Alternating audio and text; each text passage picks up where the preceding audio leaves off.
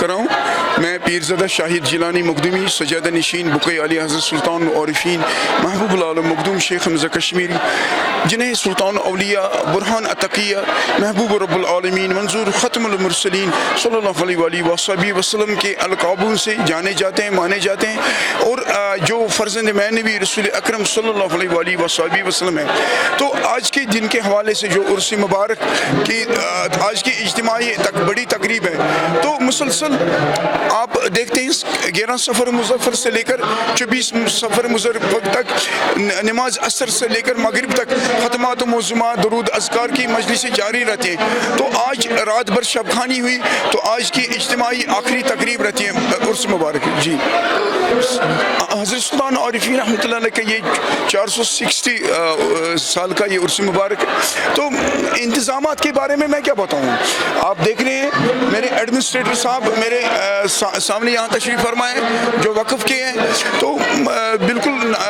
بہترین انتظامات ہیں، اور انہوں نے پیر صاحبان ہمیں منصبداران کے ساتھ جو کوآپریٹ کیا، تو زائرین کے لیے ہم نے تمام سہولیت رکھی ہیں۔ سلطان عارفین محبوب العالم مخدوم شیخ حمزہ کشمیری، جس طرح ہم دیکھ رہے ہیں کہ ہندن ولی عطائی مصطفیٰ خواجہ معین الدین چشتی رحمۃ اللہ علیہ جو روحانی باطنی معرفت کے بادشاہ ہندوستان کے، اسی طرح حضرت سلطان عارفین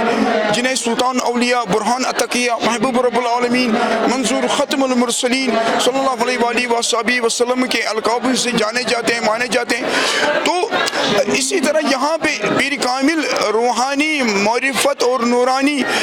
باطنی بادشاہ ہے یہاں پہ، اور جتنے بھی اولیاء کرام ان میں منفرد مقام اس حوالے سے بھی ہے، لاکھوں میں ہے۔ آپ دیکھ رہے ہیں کہ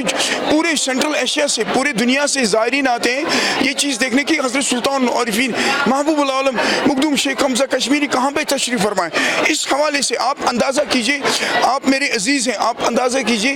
500 سال پہلے جس صاحب کے دست مبارک میں جموں کشمیر کا قضا وہ کر دیتا، جس نے دنیا کے تمام علوم پہ دست راست تھا، اور جو شیخ الاسلام تھے، مفتی اعظم تھے جموں کشمیر کے، اور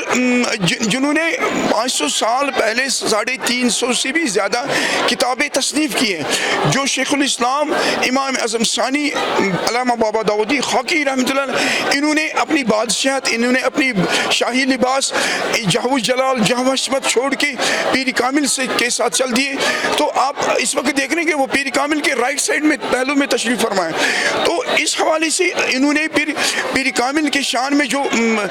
ورد المریدین تصنیف کیا، 400 اشعار پہ مشتمل جو ورد شریف انہوں نے تصنیف، جو اگر ہم دیکھتے ہیں کہ ایک اشعار خونی جگر سے انہوں نے تصنیف کیا۔ اگر ہم ایک شعر کا معنی، صرف ایک شعر میں اشعار کا آپ کے خدمت میں عرض کروں، شکر للہ حول من ہر لحظنی کو ترشدس شیخ ہاں شیخ حمزہ تامرہ رہبر شدس، میرا حال بہتر سے بہتر ہر لمحے پہ لمحے ہوا جب میرا مرشد کامل حضرت سلطان عارفین محبوب العالم رحمۃ اللہ علیہ ہوئے۔